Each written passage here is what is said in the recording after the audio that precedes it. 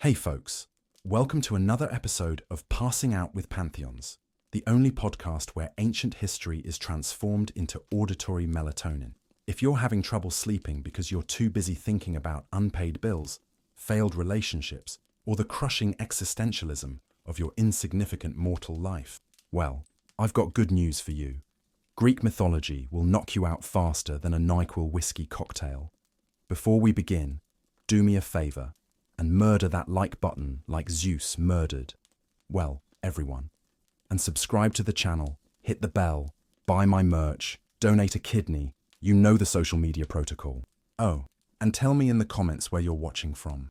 I'd love to know if I'm helping people sleep from New York to New Delhi, or if it's just you and your judgmental cat watching me at 3 a.m.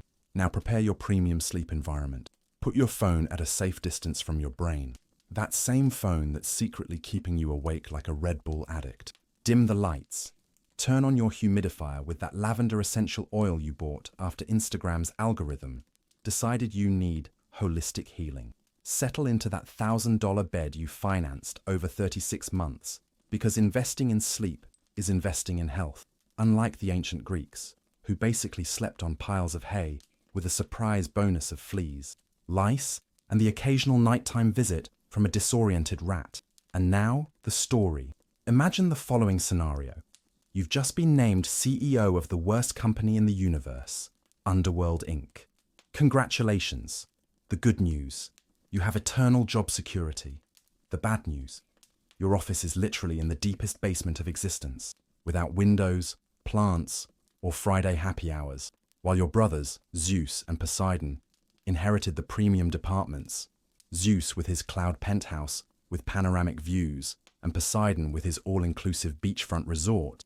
You got the mythological equivalent of a basement cubicle without Wi-Fi, where the only ambient music is the tortured moans of condemned souls. To complete your new infernal corporate reality, your office pet is Cerberus, a three-headed dog with more personality issues than the protagonists of Euphoria. One head has separation anxiety, another suffers from compulsive eating, and the third is convinced it's a cat. And you can't even post pictures of him on Instagram because, well, your death filter isn't exactly a trending topic. Welcome to your eternity in office, Hades. Retirement? Not in the benefits package. Paid vacation? Forget it. Health insurance? You're literally immortal. So the only thing that can kill you is the infinite boredom of your own realm. And believe me, that will be more painful than watching a complete marathon of Adam Sandler movies from the 2010s. Get comfortable, take a deep breath, enjoy it while you can, since your future residents don't have that privilege. And let's dive into the most dysfunctional relationship since Kardashian West, Hades and Persephone, the couple who literally created the seasons with their relationship problems. Chapter 1. Welcome to the Underworld. Congratulations. You are now the supreme ruler of the Underworld, the realm of the dead, the gated community of the deceased. And when I say gated, it's because literally no one can leave. Your new home? A vast, cavernous palace of black stone, so cold you'd need a sweater even in summer, if there was summer in the underworld. Which there isn't. Just a perpetual grey twilight that would make any modern therapist diagnose you with severe vitamin D deficiency after 5 minutes. Although, to be fair, your new home has some interesting amenities that no modern real estate agent could offer. For example, 5 mystical rivers surround your property. There's the Acheron, which is basically a river made of pure sadness. Imagine a sewer of human tears, and voila, you have the first waterway of your new kingdom. Then comes the Cocytus, the river of wailing, similar to the Acheron, but with more drama and moaning. If the Acheron is a playlist of sad songs, the Cocytus is a death metal concert, where all the lyrics are about abandonment. To complete your aquatic collection, you have the Phlegathon, a literal river of burning fire. Try swimming in that. The Lethe, the river of forgetfulness, where a single drop makes you forget your first pet's name and your PIN code. And finally, the most famous of all, the river Styx. The Styx is like that intense friend who takes everything way too seriously. The gods even swear by its waters when making promises they can't break. It's the divine equivalent of Pinky promising and then crossing your fingers behind your back. Except if you break an oath on the Styx, terrible consequences happen. It's not just broken pinky, broken promise. It's more like, broken pinky, now you'll hibernate in a coma for a few centuries. And speaking of river crossings, you have your own exclusive ferry service with the ever-lovable Karen. Karen is the type of employee who urgently needs a performance review. He's old, grumpy, perpetually ill-tempered, and demands payment up front. If some soul forgot to be buried with a coin under their tongue, well, then that soul has a problem. No crossing. Just an eternity waiting on the shore like someone waiting for a bus that never comes. Karen doesn't accept credit cards, Apple Pay, or promises of future payment. It's a coin under the tongue or nothing. Imagine an Uber driver who only accepts payment in specific ancient drachmas, refuses to make small talk, and never, ever offers water or candy to passengers. After finally crossing the river, souls arrive at the gates of your new kingdom, guarded by another of your peculiar employees. Cerberus, the three-headed dog. He's not exactly the type of pet you'd take to socialize at the local dog park. Each of his three heads has a different temperament and distinct food preferences. The left head likes to growl at anything that moves. The middle one prefers to howl melancholically at random times of the night. And the right head has a peculiar fascination with chewing divine slippers, especially yours.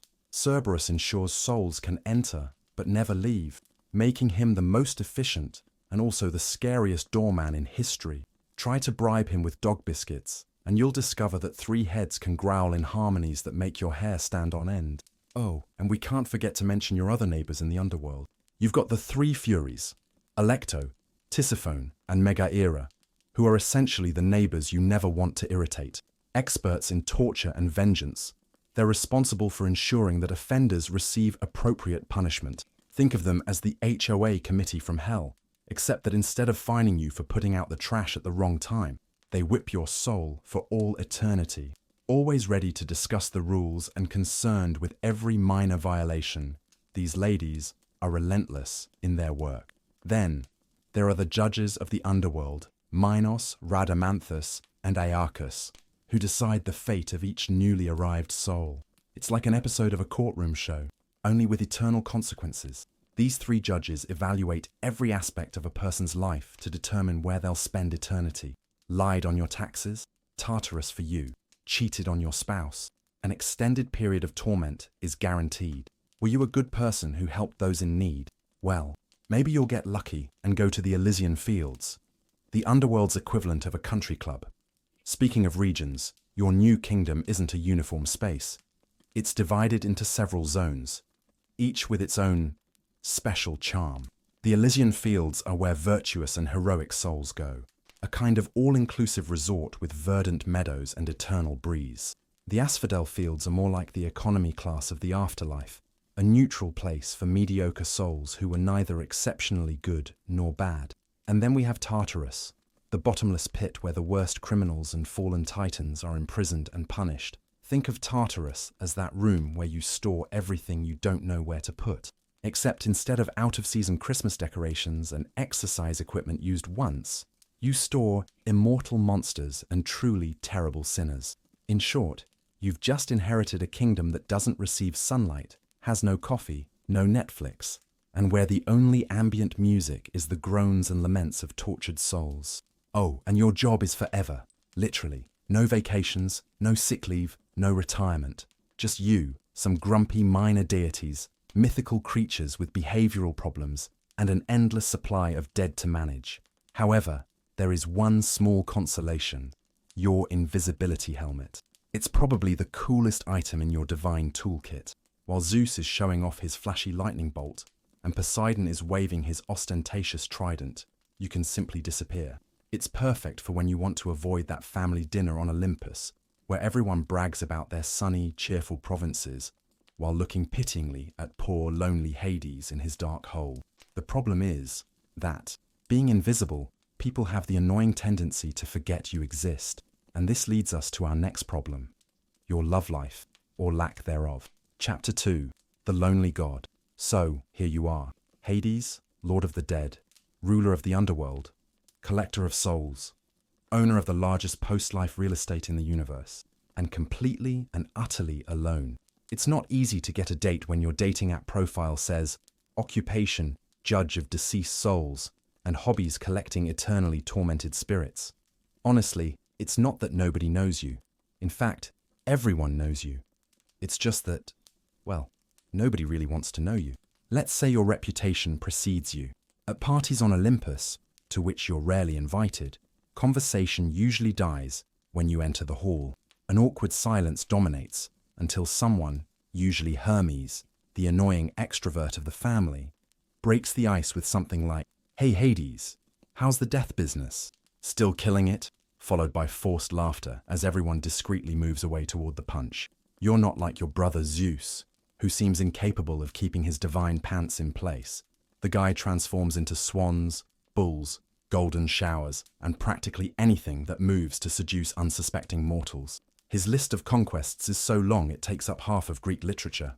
Nor are you like Poseidon, who has his own collection of aquatic nymphs and admiring sea creatures. No, you're Hades, respectable, serious, a bit macabre, and definitely not the type of god nymphs dream of meeting. But let's be honest, part of the problem is your approach. You're not exactly smooth. Your idea of a pickup line is something like, "Hey beautiful, have you thought about your inevitable mortality?" Or, "I might not look like much, but I have more living space than all the other gods combined." Not exactly the material that makes mortal or immortal hearts flutter. And then there's your style. While the other gods are strutting around in impeccable white tunics, golden laurels, and an aura of divine light, you're always in black, with a pallor that would make a vampire look tan.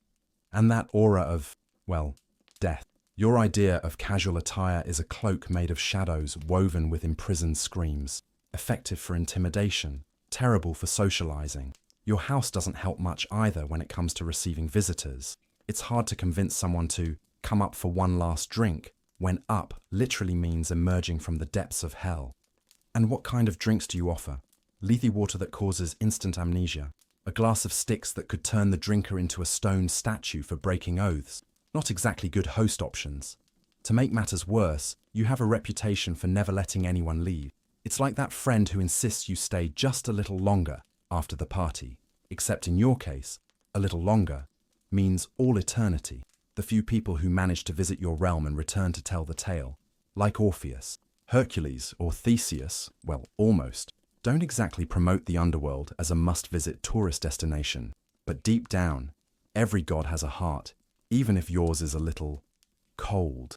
You're lonely, and while Zeus is busy chasing anything that casts a shadow and Poseidon is playing with his dolphins, you're sitting on your ebony throne, surrounded by shadows and ghosts, with no one to talk to except Cerberus, who, to be fair, has 3 heads, so technically, they're 3 different conversations. You've tried talking to the souls, of course, but they tend to be a bit monotonous. Why am I dead?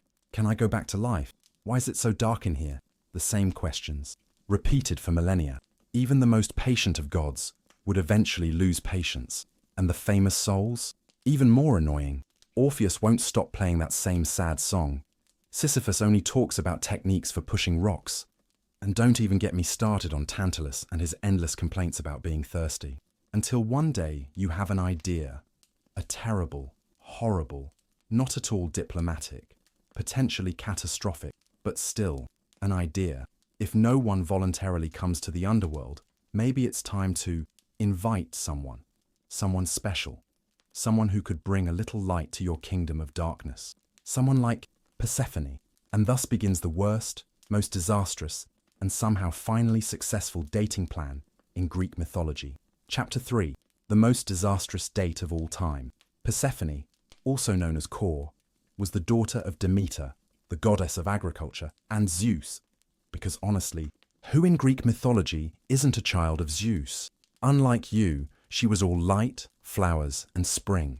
Her divine Instagram would be full of selfies in flower fields, videos making daisy chains, and reels about the healing power of plants. Demeter was, let's say, an overprotective mother, the type who installs tracking apps on her daughter's phone, calls every half hour, and probably would never let her date the lord of the underworld. But you, Hades, decided you had found your soulmate, a spring goddess for your eternal winter, a balance for your cosmic imbalance, an answer to your millennia of loneliness. The only problem? You had absolutely no idea how to ask someone out. Your social skills were more dead than the occupants of your realm. So you did what any socially awkward god would do. You asked your brother for help. Unfortunately, that brother was Zeus, whose dating advice usually involves transforming into animals or meteorological phenomena and kidnapping the desired person. Not exactly the best relationship counselor on Olympus. And so, the two of you came up with the plan. And by plan, I mean the most catastrophically bad idea since someone said, "Hey, this wooden horse is a nice gift. Let's bring it inside the city." On a beautiful spring day, Persephone was picking flowers with some nymphs in a valley in Sicily. The scene was idyllic. Butterflies, singing birds, probably a couple of hopping bunnies to complete the fairy tale setting.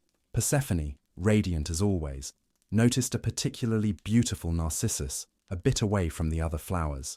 Intrigued, she approached it. That, of course, was the signal. Because instead of, I don't know, sending flowers with a note saying, "Hi, I'm Hades. Would you like to grab a coffee sometime?" You decided that the best approach would be to literally open the ground beneath her feet. The earth trembled, cracked, and opened up. And there you were, the Lord of the Underworld, emerging from the depths in your black chariot, pulled by spectral horses, surrounded by an aura of death and despair. Before anyone could say, "This is a kidnapping," you grabbed Persephone, pulled her into your chariot, and disappeared back into the underworld, leaving only a smoking hole in the ground and a bunch of hysterical nymphs. Let's pause for a moment and reflect on this choice of approach. On a scale from saying good morning to committing a heinous crime, you chose something that was firmly on the heinous crime end of the spectrum. No wonder humans would later use this story to explain why seasons exist.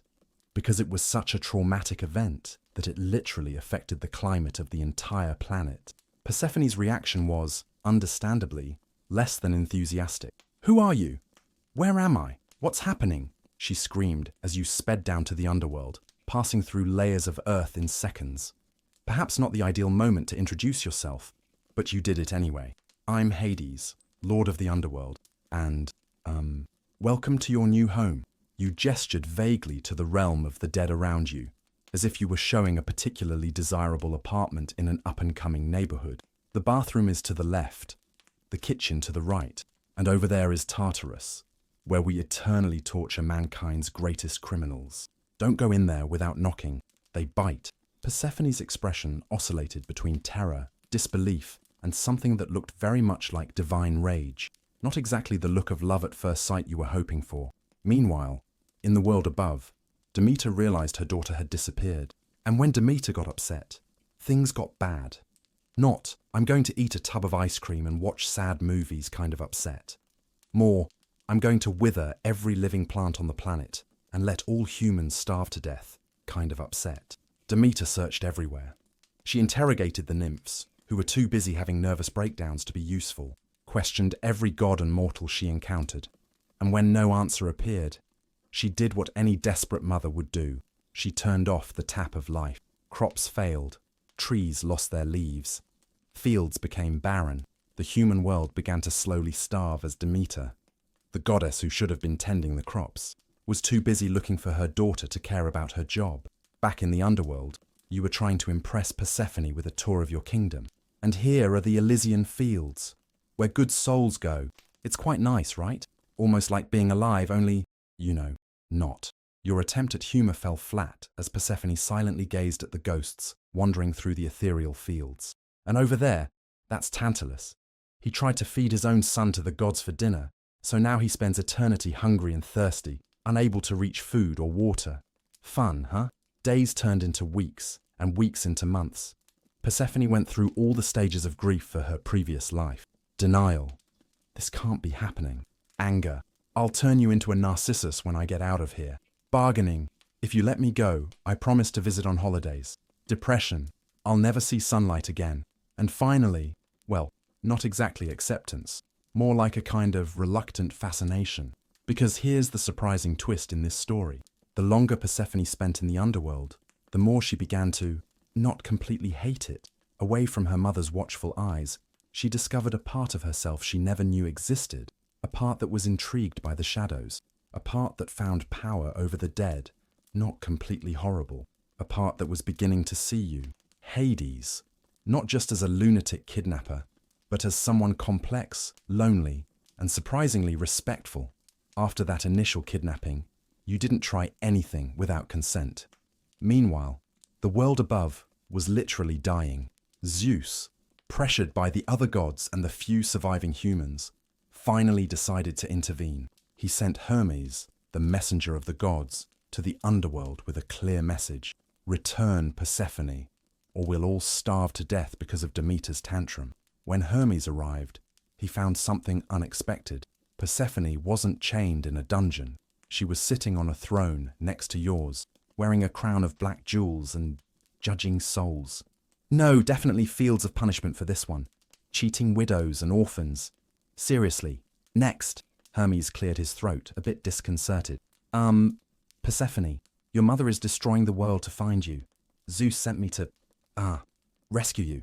You and Persephone exchanged glances. There was something there, a mutual understanding, perhaps even affection, but you both knew the world couldn't die, just because you finally started getting along after the most awkward kidnapping in history.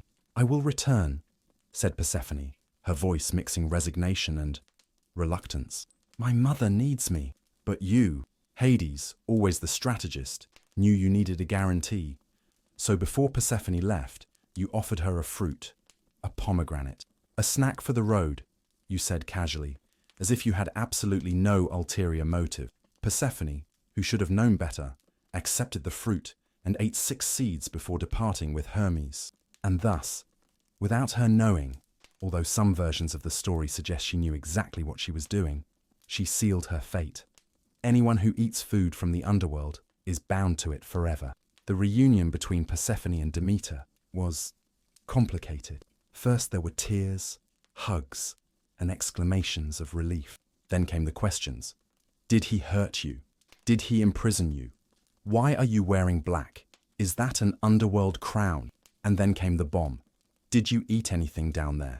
Persephone's silence was answer enough, and Demeter's horror was palpable. You ate food from the underworld? Do you know what that means? Thus began the greatest custody dispute in mythological history. Demeter demanded her daughter back permanently. You insisted that, by divine laws, Persephone now belonged to the underworld, and Persephone was in the middle, increasingly irritated by 2 adult deities deciding her fate without consulting her. Finally, Zeus, always the mediator, when he wasn't busy causing the problem in the first place, proposed a compromise. Persephone would spend part of the year in the underworld with you, and part in the world above with her mother, and thus the cycle of seasons was born. When Persephone is with you in the underworld, Demeter, in her grief, allows the world to become cold and barren, creating autumn and winter. When Persephone returns to the surface, Demeter rejoices, and the world blossoms again in spring and summer. It's probably the only case in history where a disastrous kidnapping, an overprotective mother having a breakdown, and the world almost ending from starvation, ended with a relatively functional time-sharing arrangement. And as for you and Persephone, well, let's just say she's no longer just the flower-picking girl. As queen of the underworld, she became a force to be feared, sometimes more frightening than you.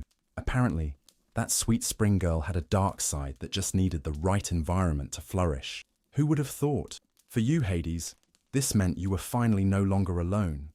You had a partner, a queen, and eventually, a wife who truly understood you. Sure, she spends a few months a year with her mother, but that only makes the months together all the sweeter. And as for your courtship method, well, let's just say that the abduction of Persephone isn't exactly recommended as a dating strategy, no matter how lonely you are. But in the crazy world of Greek mythology, somehow it worked for you. Love is strange like that, even for the gods. Chapter 4. The Queen of the Underworld. Persephone was no longer just Kore, the flower maiden. Now, she was the queen of the underworld, the lady of shadows, the judge of the dead, and, as some whispered in fear, sometimes more ruthless than Hades himself. Who could have imagined that the harvest goddess's daughter would have such an aptitude for governing the realm of the dead? Certainly not Demeter, who still spent 6 months a year in deep mourning, leaving the mortal world as cold and dead as her mood, and certainly not the other Olympian gods, who expected Persephone to be a reluctant prisoner, not an enthusiastic ruler. And yet, there she was, seated on her obsidian throne studded with pomegranate-coloured gems, a crown of black asphodels in her dark hair, judging the souls of the dead with a wisdom that surprised even the ancient judges. "Next!" Persephone called, her voice echoing off the cavernous walls of the throne room. A trembling ghost was pushed forward. In life, he had been a king, powerful and feared. In death, he was just another tenuous shadow, quivering before the queen of the underworld. Persephone studied the scroll detailing the man's life. "King Tantalus, you served your own son as a meal to the gods to test their omniscience." "Lovely." You, seated on the throne beside her, tried not to smile. When Persephone used that sweet tone, it meant someone was about to have a very, very bad time. I thought it would be an honor," stuttered the ghost. "A worthy test." Persephone tilted her head, causing the rubies in her crown to catch the spectral light. "A worthy test, killing and cooking your son. Interesting." She turned to you. "Dear husband, what do you suggest for this worthy soul?" "I'm all ears for your ideas, my queen," you replied, knowing full well that Persephone already had something particularly creative in mind. Persephone smiled, and it wasn't the kind of smile that inspired confidence. It was the kind of smile that made even already dead souls try to hide. "King Tantalus, you offered food to the gods. So, it seems fair that you yourself should never be able to eat again, doesn't it?" She gestured elegantly, and the ghost was dragged away. "Place him in a lake of fresh water with fruit trees hanging above him, and make it so that whenever he tries to drink, the water recedes. Whenever he tries to eat, the fruits move away. Eternal hunger and thirst for one who used food to betray." Another ghost was brought forward. "Ah, Sisyphus," Persephone sighed, as if recognizing a problematic old friend. "You cheated death. Twice. Even my husband. That's impressive. Really." For a moment, the ghost looked hopeful. His mistake. "For someone so clever, so determined to beat death, I believe we need something special. Something challenging." Persephone's smile was almost playful now. "A rock. A huge rock. You will push it uphill, every day, for all eternity. When you reach the top, it will roll back down, and you will begin again, and again, and again, forever." You watched your wife with a mixture of admiration and, let's admit it, a little fear. Not every god could enter so completely into the spirit of the underworld, but Persephone, it was as if she had always belonged to this place, as if the flower girl had been merely a shell, and inside there had always been this queen of darkness and implacable justice waiting to emerge. That night, after the audiences ended, you walked together through the fields of asphodel, the pale flowers glowing under a moon that didn't really exist, her arm entwined with yours, her head resting lightly on your shoulder. In the early days, you would have thought such intimacy was impossible. Now, it seemed like the most natural thing in the world. "You were wonderful today," you commented. "Tantalus won't know what hit him." Persephone laughed, a sound like small silver bells that seemed out of place in this realm of silence and shadows. "He'll know exactly what hit him. That's the beauty of punishment." She looked at you, her eyes reflecting non-existent stars. "I always found it strange, you know. Everyone assumes you're the scary one, the ruthless one. But you understand compassion much better than any of them up there." You frowned, confused. "Compassion? I just watched you sentence a man to push a rock for all eternity." "Exactly," she nodded. "Punishment, yes, but with purpose. Not mere cruelty. Not like the Olympian gods, who turn people into spiders for weaving better, or into birds for attracting the wrong attention, or..." She didn't need to continue. You both knew the stories well. "The dead deserve justice," she concluded. "Not whims." And in that, you realized, was the difference. While Zeus played with mortals like toys, while Poseidon created storms for wounded pride, you and Persephone maintained an order. Grim? Yes. Relentless? Certainly. But fair. The silence between you was comfortable now. You didn't need the constant words that the living always seem to require. Down here, there was time. Infinite time.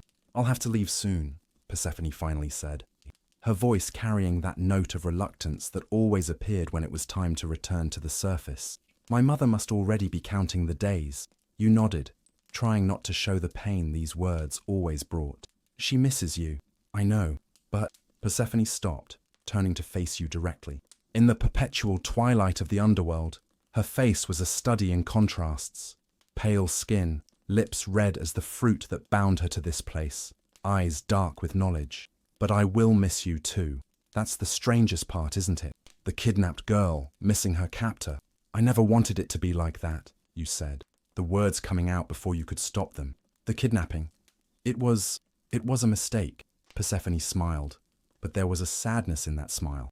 It was a terrible mistake. She touched your face gently. But sometimes, mistakes lead us exactly where we should be. Chapter 5. Life between two worlds. The surface of the earth glowed with renewed life as Persephone emerged from the depths.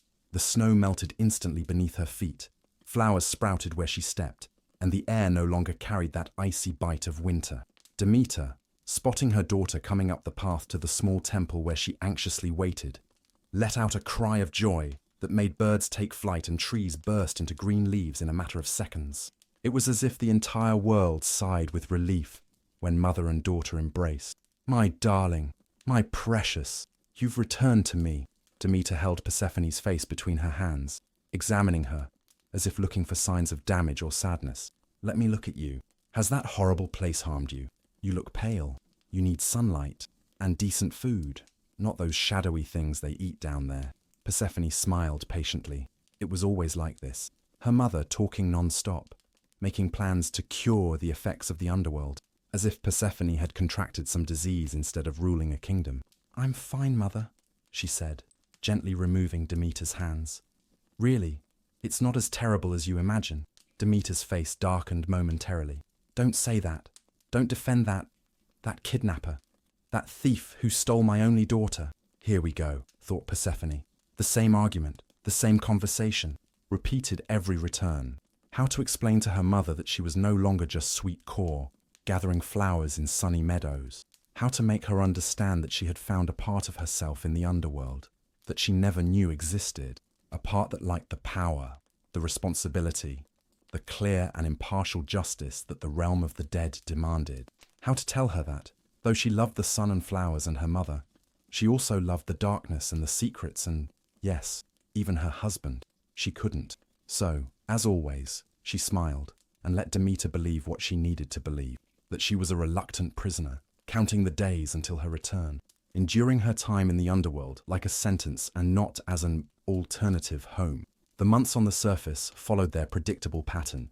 Demeter, in her joy at her return, blessed the fields with abundant harvests. The wheat grew so tall that farmers could barely see over it. Fruits weighed down branches until they broke. Flowers of all kinds bloomed in such profusion that the air was heavy with their scent. It was spring and summer in their most extreme expression. Mortals, relieved to have survived another winter, held festivals in honor of Demeter and her daughter. They barely understood the truth behind the myths they told. To them, Persephone was the abducted maiden, the innocent victim whose absence caused winter and whose return brought spring. They painted her on vases and frescoes as a shy, frightened girl, dragged to the underworld by a monstrous, bearded Hades. If only they knew how she laughed at those paintings. Look at this, she said to her mother one day, pointing to a new vase in the temple, showing her supposed abduction. They've painted you with grey hair, and Hades looks at least 80 years old and has an expression that suggests indigestion more than passion. Demeter didn't find it funny. You shouldn't joke about this, daughter. It was the most terrible day of our lives. Persephone sighed. It was years ago, mother, and it wasn't as simple as the story we tell. Simple? Demeter nearly choked on the word. He kidnapped you, tore open the earth and dragged you down like a wild beast. Yes, Persephone agreed. He did, and it was wrong. But afterwards, there is no afterwards, Demeter interrupted, her face hardening. There is only the fact that, thanks to Zeus and his unhappy agreement, I have to lose you for 4 months every year. 4 months when I don't know what's happening to you, if you're safe, I am a goddess, mother, Persephone said softly, not a child, and I am respected down there. Feared even. Demeter shook her head, refusing to listen. She never listened to this part, never wanted to acknowledge that her daughter had changed, grown, found power of her own. To Demeter, Persephone would always be Core, the flower maiden, her little helper who should never know darkness. But the truth, which Persephone kept in her heart like the pomegranate seeds she had eaten, was that she was no longer just light or darkness. She was both. Queen of the underworld for part of the year, daughter of the harvest for another part. She was the bridge between life and death, growth and decay, the living lesson that these opposites weren't really opposites at all, but parts of the same eternal cycle. At night, while Demeter slept, Persephone sometimes walked through the fields, letting her fingers touch the ripe wheat. She could feel the life pulsing in them, the same life that would one day cease, and the souls attached to that life would eventually find their way to her throne in the underworld. Life and death, so intertwined that they couldn't be separated. "You are the goddess of spring now," the mortals said, offering her garlands of flowers at their festivals, and she accepted with a smile, never correcting them to say that she was also the queen of the underworld, whose mere presence made the dead tremble. They wouldn't understand. How could they? Mortals, in their brief and frantic existence, saw life and death as opposites, enemies even. They didn't comprehend the deeper truth that Persephone had learned, that one cannot exist without the other. Sometimes, in the quietest moments of the night, she thought of Hades. Was he sitting alone on his obsidian throne, judging the endless lines of newly arrived souls? Was he walking with Cerberus through the fields of asphodel, the spectral moon lighting his path? Or was he, like her, staring at the ceiling of his bedroom, counting the days until they could be together again? The irony didn't escape her.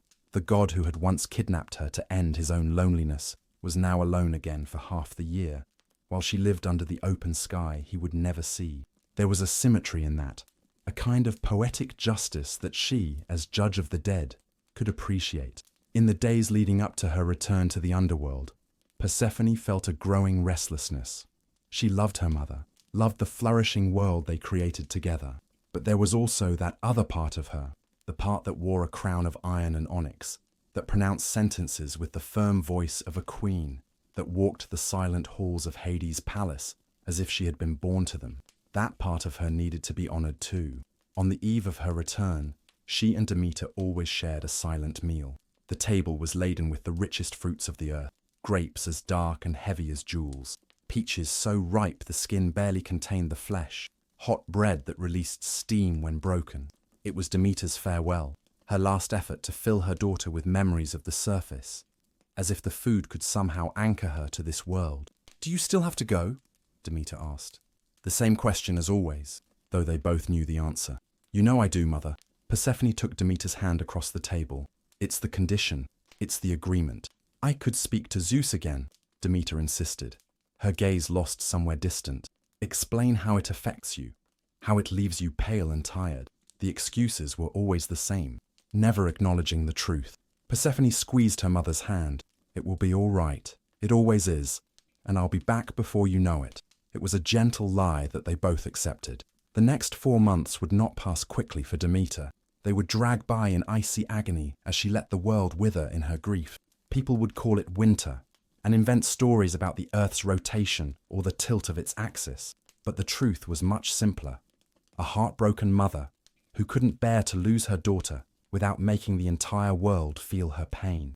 And so, when the last star disappeared in the morning sky the next day, Persephone embraced her mother one last time. "I will return in spring," she promised, as silent tears ran down Demeter's face. The crack in the earth opened at Persephone's feet, no longer frightening, but familiar. And there, waiting for her in his black chariot pulled by 4 spectral horses, was Hades. Not the bearded monster of mortals' vases, but her husband, tall and pale and solemn, with eyes that had seen the beginning and end of countless lives. "My queen," he said simply, extending his hand. "My king," she responded, accepting it. And as the earth closed above them, as they descended to the realm where no seed sprouted and no flower bloomed, Persephone felt that other part of herself awakening again, the invisible crown settling on her head, the mantle of authority wrapping around her shoulders. Above, Demeter would begin her lament, and the world would begin to die once more. But down here, in the realm where death reigned, Persephone was, strangely, coming to life. Chapter 6. The Hidden Side of the Underworld. The underworld was never the terrible place that mortals imagine in their campfire stories. Gloomy, certainly. Solemn, absolutely. But also full of an austere beauty that few living eyes have ever witnessed. And those who have rarely lived to tell the tale. As you and Persephone descended through the layers of the earth in your black chariot, the tunnel walls gleamed with veins of gold and silver, precious stones twinkling in the darkness like subterranean stars. These were the riches of the earth, the hidden treasures beneath the surface that also fell under your domain. Mortals killed each other for crumbs of these riches, never realizing the irony that, in the end, they would all arrive at the realm of the one who possessed all the wealth of the undersoil. "I missed you," you said, breaking the comfortable silence between you. Persephone smiled, that smile she reserved only for you, that transformed her face from beautiful to radiant. Not the kind of solar radiance that the other gods displayed, but something more subtle, like the gleam of a pearl in darkness, or the reflection of the moon on still water. "And I missed you," she answered, leaning her head on your shoulder. "How many souls did we judge today?" You suppressed a smile. Only Persephone would return from 6 months in the sunlit world, immediately asking about work, not little stories about parties on Olympus, or gossip about who Zeus seduced this time. No, she wanted to know about the operations of the kingdom they ruled together. "Minos, Iacchus, and Rhadamanthus took care of most of them," you replied. "But I saved some interesting cases for the two of us. A king who sold his own people into slavery, a priest who stole from temple offerings, oh, and a philosopher who claimed not to believe in the gods, but begged all of us when death came. Hypocrites," Persephone murmured, a smile playing on her lips. "My favorites." The chariot finally emerged into the underworld proper, the dark shores of the river Styx appearing before you. Charon, the skeletal ferryman, bowed respectfully as you passed, his oar resting for a rare moment in his eternity of endless work. Across the river, a huge dark figure bounded on 3 legs. No, 3 heads, barking in joyful recognition. Cerberus, the monstrous 3-headed guard dog, seemed as happy as a puppy seeing its owner return after a long day. "Someone missed me," Persephone laughed, leaning forward in the chariot in anticipation. As soon as you crossed to this side of the river, Cerberus ran to meet you, all 3 heads trying to lick Persephone at once. To most beings, this sight would be enough to cause instant heart attacks. A dog the size of a small elephant, with 3 heads full of dagger-sized teeth, each tongue black as tar, and eyes that glowed like embers. But Persephone merely laughed, petting each head in turn. "Who are my good boys? Who are? Have you been good guardian dogs? Prevented anyone from escaping?" Cerberus's 3 pairs of ears drooped simultaneously, as if ashamed. "Ah," you said, raising an eyebrow. "I should mention that we had a small incident with Orpheus while you were away." "Orpheus?" Persephone frowned, leaving Cerberus to sit beside you again. "The musician?" You nodded as the chariot headed toward the palace. "He came looking for his wife, Eurydice, the one who died from a snake bite on her wedding day." "I remember her," Persephone said softly. "So young. She was so confused when she arrived. Couldn't understand why the gods would take her on her day of joy." She shook her head. "So Orpheus came for her? A mortal, entering the realm of the dead alive. How? With music," you answered simply. "He played for Charon, who transported him without charging. He played for Cerberus, who let him pass. He played for the 3 Furies, and made them cry. Can you imagine? The Furies, crying. You still could hardly believe it. And then he came before my throne and played for me." Persephone's eyes widened, interested. "And you let him take her. It wasn't a question. You looked away, almost embarrassed. Gods shouldn't get embarrassed. But still, here you were, the lord of the underworld, self-conscious about having been affected by a simple mortal song. His music was like nothing I've ever heard before, or likely will hear again. It was all the pain and love and beauty of the living world distilled into pure sound. It spoke of sun and flowers, and the touch of a beloved hand." You looked at Persephone. "It spoke of everything I feel when you're away. How could I deny him?" Persephone's eyes softened, and she touched your face gently. "You have a soft heart beneath all that obsidian, my king." You sniffed, trying to regain your dignity. "Not so soft. I imposed a condition. He could take Eurydice back to the upper world, but he would have to walk ahead of her all the way, without looking back until they were both in the sunlight. If he looked before then, she would return to the underworld forever." "And he failed," Persephone guessed. "He almost made it," you admitted. "They were a few steps from the exit when he looked back. too anxious to ensure she was still following him. I almost let him have her anyway. But rules are rules, even for the Lord of the Dead. Especially for the Lord of the Dead. Persephone nodded, understanding the burden you carried. In the underworld, justice had to be absolute. You couldn't bend the rules, even when you wanted to, especially when you wanted to. Where is Eurydice now? She asked. In the Elysian fields, you replied. His love for her, his willingness to risk everything. That seemed merit enough to grant her the pleasures of a good afterlife. As for Orpheus, he lives, but he's not really alive anymore. I hear he wanders, playing songs of lament, refusing to look at any other woman. A sad end to a love story, Persephone murmured.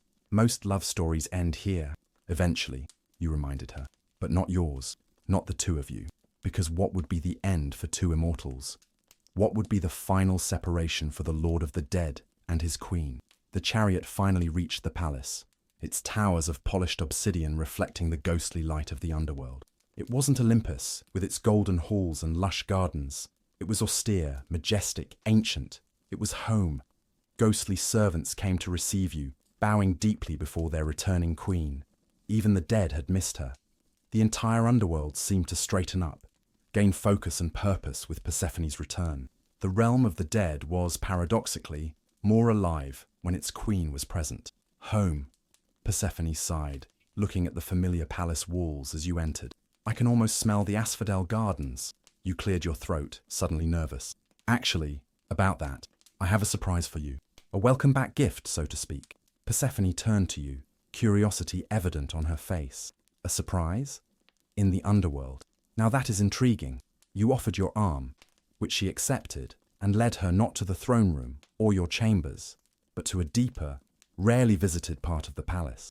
A set of black iron double doors rose before you, elaborately carved with patterns of vines and pomegranates, symbols of Persephone.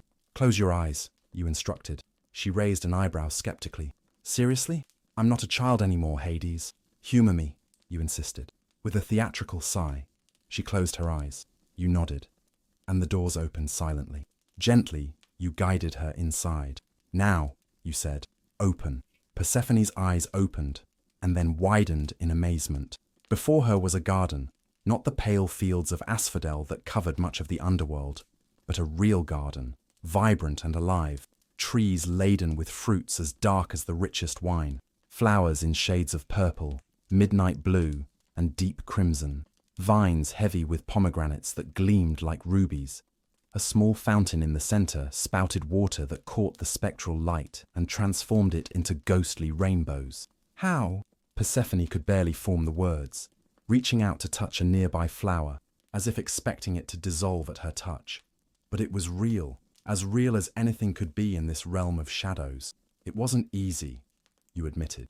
I had to negotiate with Hecate for some of her most obscure magics, make deals with ancient earth spirits, sacrifice. Well, some things are better not mentioned. You made a broad gesture toward the garden. It's not like the gardens up there, of course. These are plants of the underworld. They thrive in darkness, drink dew made of ghost tears, grow in soil mixed with the lost dreams of the dead. But they are alive, in their way, and they are yours. Persephone walked further into the garden, her fingers touching each plant, each flower, as if getting to know them. And perhaps she was. As queen of the underworld and daughter of Demeter, she had connections to both the dead and what grew from the earth. It's perfect, she whispered, turning back to you with tears shining in her eyes. It's absolutely perfect. I thought that perhaps, you said, approaching her, this could give you a little bit of the upper world down here, so that, when you miss the light, you'd have a place to come.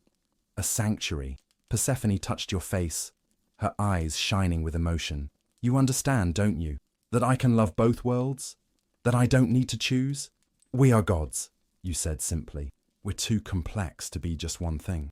That night, after the welcome back banquet with the underworld's most prominent spirits, a rather interesting group, including some dead philosophers, retired heroes, and at least one king who still insisted on wearing his crown despite it passing straight through his ghostly head, you and Persephone returned to your royal chambers. The walls were polished obsidian, the columns black marble, and the bed, large enough to comfortably accommodate a god and a goddess, covered with silks so dark they seemed to absorb light. Above the bed hung a replica of the night sky, not as mortals saw it, but as it truly was. All the stars, planets, and galaxies visible at once, slowly rotating in a silent cosmic dance. It was the wedding gift from Nyx, the goddess of night, one of the few ancient deities who actually respected the lord and lady of the underworld. "How is your mother?" you finally asked. As you both watched the universe rotate above you, Persephone sighed. "The same, sad, angry, convinced I'm kept here against my will." "Did you tell her?" "What? That I actually like it here? That I found purpose and power as queen of the underworld? That my kidnapper became—" She turned to you, her eyes softening. "My truest partner." You didn't answer. You both knew Demeter would never accept this. To her, the underworld was a prison, and you, the jailer. The idea that her sweet daughter might choose darkness, might find beauty in shadows, was incomprehensible to the harvest goddess. "Someday, perhaps," Persephone said, though you both knew that day would probably never come. "Rest," you suggested. "Tomorrow we have many souls to judge." Persephone smiled, that smile that mixed sweetness and a certain divine cruelty, the smile that made even the condemned tremble. "I can hardly wait." Chapter 7. The Unwanted Visitors. The news that the queen had returned to the underworld spread quickly through the realm of the dead. Newly arrived souls whispered among themselves in the waiting lines that snaked along the shore of the river Styx. "They say she's more ruthless than Hades himself," murmured one ghost to another. "I heard she can look through you and see all your sins, even the ones you've hidden from yourself," replied the second. "I was told that once she turned a man who beat his wife into a flower that is eternally trampled by all who pass," added a third. You and Persephone sat side by side on your obsidian thrones when the doors of the judgment hall opened, and the first batch of souls for the day was brought before you. Recent dead always had that disoriented look, part confusion, part denial, totally perplexed at having ended up where they always feared, but secretly hoped never to arrive. "Welcome to the underworld," you announced, your voice reverberating through the vast, shadowy hall. "You are dead. Accept it." It was always better to start with the naked truth. The faster souls accepted their condition, the smoother the judgment process would be. "You will be judged by your actions in life," Persephone continued, her tone simultaneously gentle and inflexible.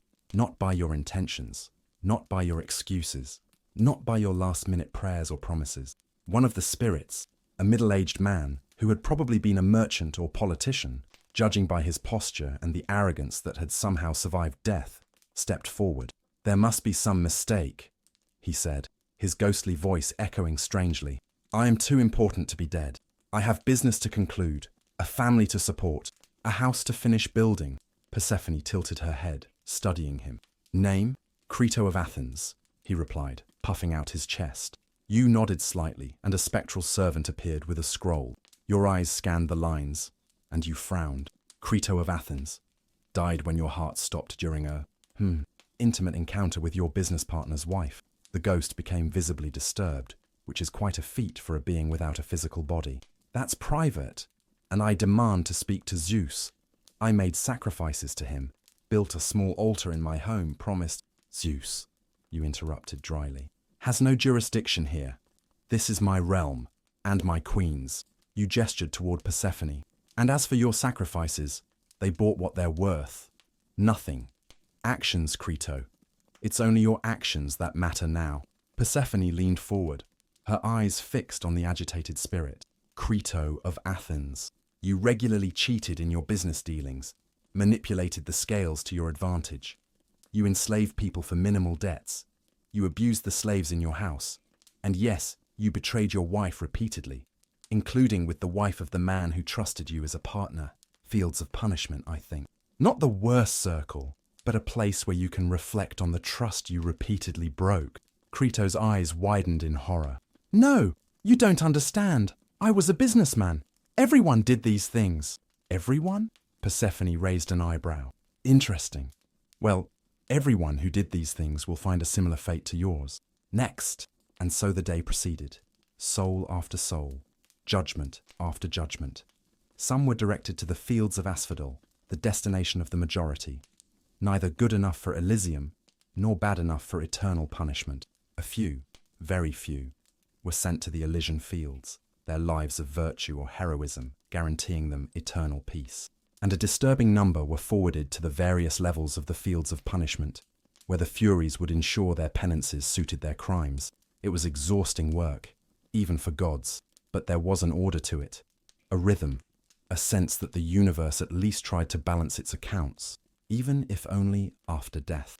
You were about to close the court for the day when the doors of the judgment hall crashed open with a bang. Cerberus, who normally remained quietly by the entrance to the underworld, suddenly let out a deafening bark that reverberated throughout the realm. Persephone straightened up, her hand instinctively seeking yours. "What is that?" You frowned, feeling something you rarely experienced: concern. Intruders. It wasn't common. In fact, it was almost unprecedented. While ghosts occasionally tried to escape, always unsuccessfully, few beings tried to enter the underworld without being invited. The only ones who managed were demigods seeking glory or heroes on desperate missions, like Orpheus recently. But this time, you sensed something different. There was power approaching, divine power. A figure staggered into the hall, bleeding golden ichor, the blood of the gods. It was Hermes, the messenger of the gods, his normally impeccable white chiton stained, his winged sandals damaged, his caduceus dimmed. "Hades! Persephone!" he gasped, falling to his knees. They're coming!" Persephone rose quickly, descending from the platform to aid the young god. "Hermes! What happened? Who is coming?" The messenger looked up, terror evident in his normally playful gaze. "Pirate House, Theseus. You rose slowly, an icy fury building in your chest. "They hurt you," Hermes nodded weakly. "I tried to stop them. They have some kind of weapon, blessed or cursed by some power I don't recognize. They say they've come for Persephone." Persephone froze, her expression hardening into something that would make even the Furies back away. "They've come for me? It seems we have visitors, my queen," you said, descending from the platform, your cape of shadows rippling around you like black smoke. And not the polite kind. Theseus and Pirate House. You knew their reputations. Theseus, the so-called hero of Athens, slayer of the Minotaur, and Pirate House, king of the Lapiths and his best friend, both known for their feats of heroism that often looked more like glorified banditry. "What is their plan?" you asked Hermes. The wounded messenger swallowed hard. "Pirate House. He decided that, since Theseus got a daughter of Zeus as wife, he deserved one too. He chose Persephone." The temperature in the hall dropped several degrees. Shadows lengthened from the walls, and the blue torches that illuminated the environment flickered as if blown by an icy wind. "He chose my wife." Your voice was almost a whisper, but it carried the weight of millennia of contained fury. "He came to my realm, attacked an Olympian god, and intends to take my queen." Hermes nodded miserably. "They're crazy, drunk on pride and ambition. I tried to make them see the folly of this, but..." He gestured to his wounds. Persephone rose to her full height, and in that moment, there was nothing of the sweet flower maiden in her. She was pure, shadowy majesty, primordial power incarnate. "Let them come," she said, her voice calm and deadly. "We'll give them exactly what they deserve." You looked at your queen, and even after centuries together, her ability to switch between gentleness and divine terror still impressed you. "Guards," you called, and shadows solidified into hooded figures around the hall. "Prepare for visitors, but don't harm them. Too much.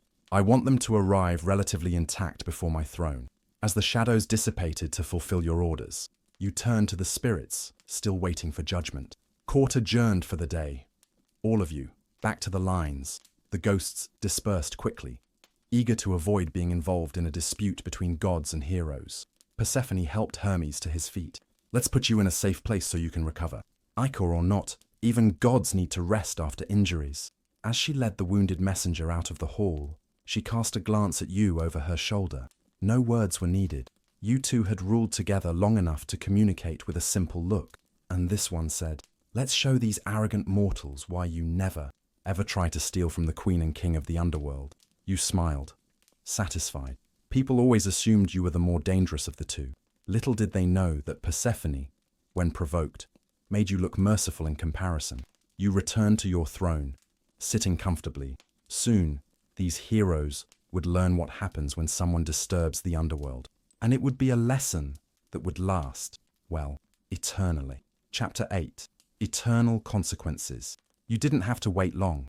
The sound of fighting reached your ears long before the intruders appeared. The metallic clash of swords against your shadow guard's armor, shouts of defiance, the furious growl of Cerberus. Evidently, Theseus and Pirithous were discovering that invading the underworld was considerably more challenging than their usual adventures in the mortal world. You were sitting casually on your throne when the doors of the hall finally opened. Your guards, shadow forms with glowing red eyes, dragged in two bloodied and struggling men. Both still held swords, though of little use now that they were firmly in the grip of beings that couldn't be harmed by mortal weapons. "Welcome to my realm, heroes," you said, your voice echoing through the empty hall. "May I ask to what pleasure I owe this unannounced visit?" Theseus, the taller of the two, with the defined muscles of someone accustomed to physical combat and a posture that indicated his noble lineage, looked up defiantly. "We've come for Persephone," he declared, as if he were announcing he intended to buy fish at the market. "Pirithous has chosen her as wife." You raised an eyebrow, genuinely curious about the level of arrogance and stupidity necessary to make such a declaration to the Lord of the Underworld. Chosen her? Interesting. And did anyone consult Persephone about this choice? Pirithous, shorter than Theseus but equally muscular, with a look that mixed madness and ambition, stepped forward. "Heroes take what they desire. Theseus had Helen. I will have the queen of the underworld." You almost laughed. Almost. "Ah, I see. Impeccable logic. I want, therefore I should have." The reasoning of a 2-year-old child. Or a hero, apparently. Before either of them could respond, a new voice echoed through the hall, soft, melodious, and absolutely terrifying in its calmness. "You've come to get me. How gallant." Persephone entered through a side door, no longer in her court robes, but in her full royal regalia, a black dress that seemed woven from the night itself, encrusted with precious stones that captured light like distant stars. Her crown of iron and obsidian rested on her dark hair, and in her hand she carried a scepter made from a pomegranate branch, the ruby fruits gleaming like drops of blood. She was stunning. She was terrible. She was absolutely furious. The two heroes seemed disconcerted for a moment. Clearly they were expecting to find the frightened maiden of the myths, not this regal and intimidating queen, who walked as if the underworld itself bowed to her will, which, in fact, it did. My lady," Pirithous recovered first, making an awkward bow, still held by the guards. "We've come to free you from this captivity. I offer my hand, my kingdom, and the sunlight once again." Persephone approached him, her steps silent on the black stone floor. She studied him as a scientist might study a particularly interesting specimen of insect. "Liberation," she repeated, the word dripping sarcasm. "You presume much, son of Zeus." "It isn't presumption to offer freedom to a prisoner," Theseus interjected. Persephone turned to him, her dark eyes shining dangerously. "Prisoner? I am the queen of the underworld, co-ruler of a third of creation, judge of souls. Who exactly do you think you're rescuing, little hero?" This left them momentarily speechless, and you couldn't help but smile. Persephone moved even closer, studying the two men from head to toe. "You're not the first to try to rescue me," she said softly. "There have been other heroes, other gods, even my own mother, but none stopped to ask me what I wanted, if I wanted to be rescued." She extended her hand, touching Pirithous' chin, as if appraising a horse for purchase. "And you came here, injured an Olympian god, invaded another's realm, all because you decided you wanted me, as if I were a prize to be won, a trophy to be displayed." The hall fell so silent you could hear the rivers of the underworld flowing miles away. Pirithous looked increasingly uncomfortable, while Theseus at least had the decency to look slightly embarrassed. Pirithous swallowed hard. "You are Zeus's daughter. I am Zeus's son. I thought that we are animals to be bred, bloodlines to be mixed." Persephone backed away, her gaze now icy. "Let me clarify one point. Hero, I am not a prisoner here. This is my realm, as much as it is my husband's. I am not a maiden to be rescued or a prize to be won. I am a goddess, and you have entered my domain, uninvited, with intentions of kidnapping." She turned to you, a dangerous smile playing on her lips. "My king, What do we normally do with invaders? You pretended to consider the question seriously, though you both knew very well the answer. Well, my queen, traditionally, those who enter the underworld alive and without permission don't leave. You can't do that, Theseus protested. We are heroes, protected by Zeus. You laughed then, a low sound without humor. Zeus has no jurisdiction here, son of Aegeus. Here, only my queen and I decide the fate of souls, and of intruders. I suggest something appropriate to their presumption, Persephone said, returning to her own throne and sitting gracefully. Something that reflects their ambition. You nodded, appreciating how your wife's mind worked. Guards, bring the hospitality chairs. The shadow guards disappeared momentarily, returning with two simple but elegant thrones made of polished black stone. Sit, you invited the heroes. You are our guests. After all, confused but vaguely hopeful, the two men sat hesitantly. The moment they touched the seats, straps of solid shadow sprouted from the stones, wrapping around their arms, legs, and torsos, binding them. What is this? Pirithous shouted, struggling uselessly. What kind of hospitality is this? The only kind that invaders deserve, you replied calmly. You wanted the underworld? Well, now you have it. Forever. The horrible understanding of what was happening began to dawn on their faces. The chairs weren't mere instruments of restraint. They were their eternal prisons. How long do you intend to keep us like this? Theseus demanded, still struggling against his bonds. Persephone tilted her head, as if genuinely considering the question. How long did you intend to keep me after kidnapping me? This is different, Pirithous protested. We are heroes!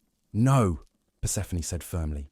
You are thieves, invaders, and here, in the underworld, each soul receives exactly what it deserves. She rose again, approaching the two now bound men. You tried to steal a queen. You sat in my realm without permission. It seems poetic, therefore, that you spend eternity. She smiled sweetly, sitting. The understanding finally hit them completely. They wouldn't be killed. They wouldn't be tortured by traditional methods. They would simply sit forever, unable to move, to rest properly, to live or die, just existing, trapped in their own bodies, in their own boredom and regret for all eternity. You had to admire Persephone's touch. Physical torture eventually becomes routine. The mind adapts to pain, but infinite boredom, the constant awareness of everything lost because of one's own arrogance, that was a truly divine punishment. You can't do this, Pirithous shouted, his desperation now evident. Zeus won't allow it. You leaned back in your throne. Feel free to call for him.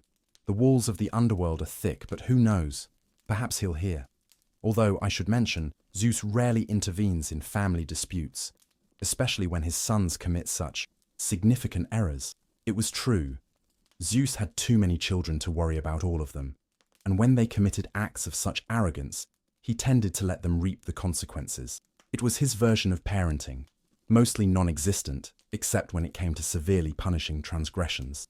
You can scream for Zeus, Persephone added, or for any other god. Feel free to beg, bargain, threaten. You have all eternity to try.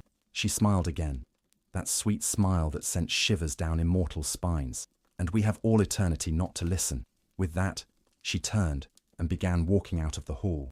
Shall we, husband? We have souls awaiting judgment, and these two have already received more attention than they deserve. You rose, casting a last look at the now imprisoned heroes. Guards, take them to the Hall of Forgetting. They can continue their perpetual sitting there. As you left, the shouts and imprecations of the two men followed you down the corridor. You and Persephone walked side by side in silence until you were well away from the hall. Do you think we were too harsh? She finally asked, though her tone suggested she didn't think so at all. You considered the question for a moment. They came to our realm uninvited. They attacked Hermes. They damaged Cerberus. And they intended to take you against your will. You shook your head. If anything, we were merciful. They could be in Tartarus now. Persephone nodded. Merciful, then. How strange that the Lord and Lady of Death are more just than the self-proclaimed heroes. You took her hand, and she entwined her fingers with yours. It was a small gesture, but loaded with millennia of mutual understanding. Initially forced to be together, you had found, through the centuries, something rare, even among the gods, a true partnership. You know what's really ironic? Persephone said as you continued walking. If they had simply asked to visit, we would probably have granted it. We could have shown them the underworld, explained how it works. They would have returned to the upper world as the only living heroes to see the realm of the dead, and leave it again with our blessing. But then, you observed dryly, they wouldn't be heroes, would they? Asking politely doesn't make legends. No, she agreed, a glint of humor in her eyes. Though I would say that now, they'll definitely be part of the legends. As warnings, you reached a balcony that projected over a vast panorama of the underworld, the fields of Asphodel, where most of the dead wandered, the distant Elysian fields, where true heroes and the righteous rested in eternal peace, and much further below, the dark depths of the fields of punishment, where those who deserved to suffer, suffered. It was a vast, complex, necessary realm. It wasn't bright and glorious like Olympus, but it had its own austere beauty, its own dignity. It was the necessary counterweight to life, the reminder that everything ends, but also that endings have their own purpose, their own justice. I love this place, Persephone said softly, surprising you a little. Not the way I love the world above, with its flowers and sunlight, but I love it. Nonetheless, because here, in the end, there is truth, there are consequences, there is order. You looked at her, this goddess who had brought light to your darkness, not by eliminating it, but by learning to see through it, to find value in it. What would I have been without you, my queen? Persephone smiled, not the terrible smile reserved for the condemned, but the gentle smile that was yours alone. Probably extremely bored and very badly dressed. You laughed, and the sound echoed strangely in the realm of silence. True, eternity would have been much longer. She squeezed your hand. We still have eternity ahead of us. Yes, you agreed, and I can hardly wait for every moment of it. It was what mortals never understood about the gods. They saw only the great dramas, the tragedies and epic struggles. They didn't see the small, quiet moments, a queen and a king looking together over their shadowy realm, finding peace in darkness, purpose in death, and, against all odds, love in the underworld. Chapter 9. The Mysteries of Eleusis. While Persephone ruled the underworld at your side, something extraordinary was beginning to happen in the world above. In the small village of Eleusis, not far from Athens, a cult dedicated to Demeter and Persephone was starting to gain strength. It wasn't unusual for mortals to worship gods, of course. There were temples dedicated to Zeus, Athena, Apollo, and all the others scattered throughout Greece. But this cult was different. The mysteries of Eleusis, as they came to be called, weren't just rituals of sacrifice and prayers. They involved secret initiation rites, oaths of silence, and, most intriguingly, promises of a deeper understanding of the cycle of death and rebirth. Initiates claimed to no longer fear death after participating in the mysteries. Are you hearing these stories from the world above? Persephone asked one day, as you walked through the dark gardens you had created for her. A pomegranate fruit hung heavily from a low branch, and she picked it absently, twirling it in her fingers. About the Eleusinian mysteries, you replied. Yes, Hermes loves to gossip when he comes to fetch special souls. Apparently, my mother is actively involved in them, Persephone said, a trace of concern in her voice. She is showing mortals visions. You raised an eyebrow. Visions? About what? About me. About us. About... She hesitated. The underworld. This completely captured your attention. Gods rarely shared the secrets of the afterlife with mortals. It was an unwritten rule. The less the living knew about the fate that awaited them, the more focused they would remain on their brief lives. What kind of visions exactly? You asked, a slight chill settling in your chest. It wasn't really fear. You were Hades after all. You didn't feel fear. But something very similar to concern. Persephone split the pomegranate in half, the red juice running down her fingers like blood.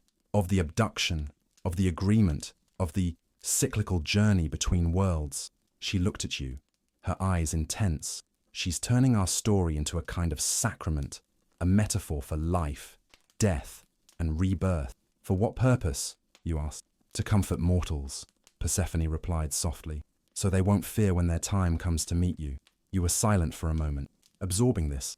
It was almost kind, in a strange way. Demeter, who hated the underworld, who mourned her daughter's absence with such bitterness, that she killed the entire world for 4 months each year, was essentially telling mortals that death wasn't something to fear. It's a very different message from the one she feeds when you return here, you observed dryly. Persephone laughed, though the sound was a bit sad. Beings are complicated, even divine ones. My mother can lose me to the underworld each year and still recognize that death is part of the greater cycle. She picked a seed from the pomegranate and studied it. Or perhaps it's her way of trying to control the narrative. How so?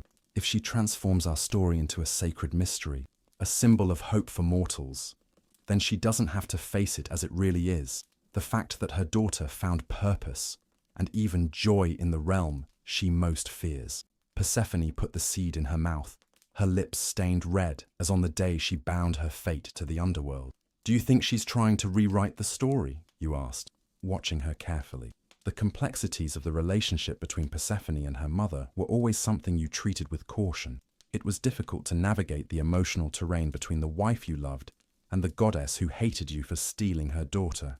Not exactly rewrite, Persephone considered. More like reframe it in a way she can bear. In her version, I am always the victim, always the abducted maiden, never the queen who chose to stay. There was a bitter note in her voice that you rarely heard. Persephone had made peace with her dual nature long ago, flourishing in the light above and ruling in the darkness below. But Demeter's insistence on seeing her only as sweet core still bothered her from time to time. Does it bother you? You asked, though you already knew the answer. Persephone considered the question as she bit into another seed. Yes and no.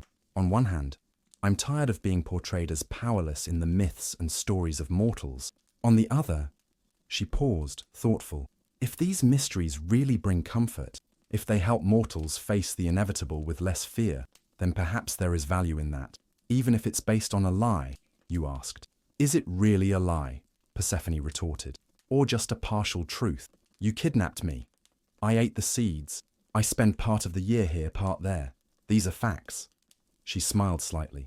It's the interpretation that changes. My mother sees a tragedy where I now see balance. It was one of the things you most admired about Persephone, her ability to see nuances where others saw only extremes, light and darkness, life and death. For her, they were never opposites, but different aspects of the same eternal cycle. Besides, she added with a more mischievous smile, biting into another seed, there's something deliciously subversive about my mother inadvertently promoting respect for your realm, isn't there?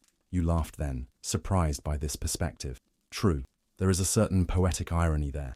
Persephone casually tossed the rest of the pomegranate into a nearby fountain, where it sank like a red stone. Shall we allow it? The mysteries, I mean. You shrugged. It's not as if we could really stop them.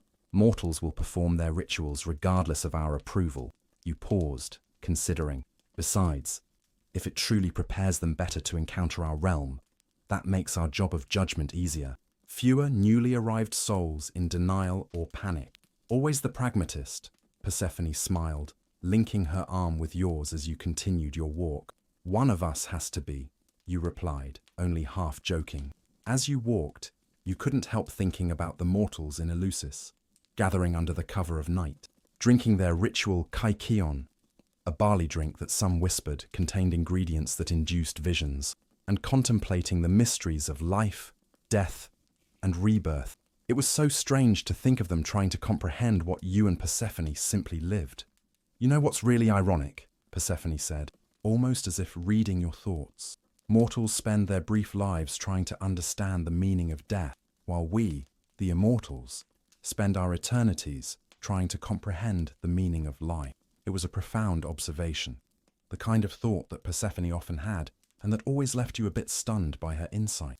Because it was true, you had spent millennia observing the souls of the dead, judging their lives, witnessing their joys and regrets, and yet there was something about the mortal experience that remained mysterious to you. Perhaps that was what the mysteries truly celebrated.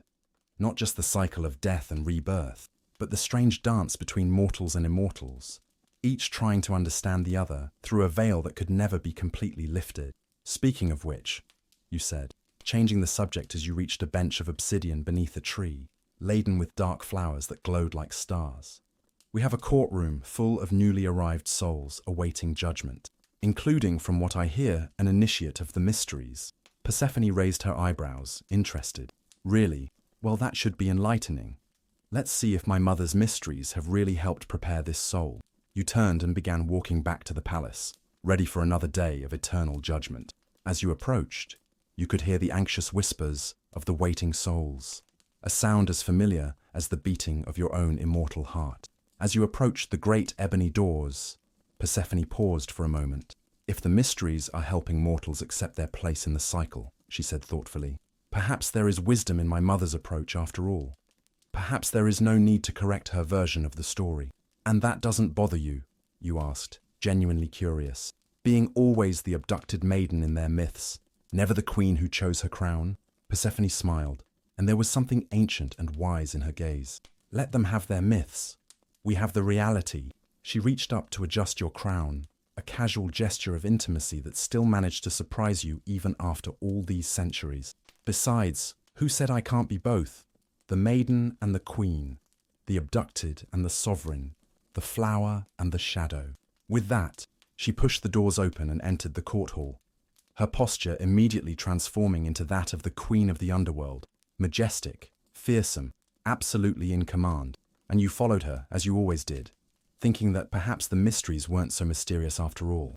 Perhaps they were just mortals coming close, very close, to understanding what you and Persephone already knew, that life and death, light and darkness, loss and gain, were all sides of the same divine coin, spinning eternally through the hands of fate. Chapter 10. When mortals venture. The problem with heroes, besides their annoying tendency to think rules don't apply to them, is that they inspire others. After Orpheus, Theseus, and Pirithous, it seemed that entering the underworld, realm of Hades, land of the dead, from which no mortal should return, had become a kind of challenge, a dangerous tourist attraction, a must-do item on any aspiring hero's bucket list. Another one? Sighed Persephone when Hermes, now completely recovered from his injuries, appeared during court with news of yet another living intruder crossing the Styx. What is it this time? Another lost lover? Some prince seeking immortality? Perhaps a poet looking for inspiration? Hermes, always the irreverent messenger, shrugged. Well, technically, this one has permission. Kind of. Orders from Zeus and all that. He cleared his throat uncomfortably. It's Hercules. You frowned. Hercules? Zeus's son with that mortal, what was her name again?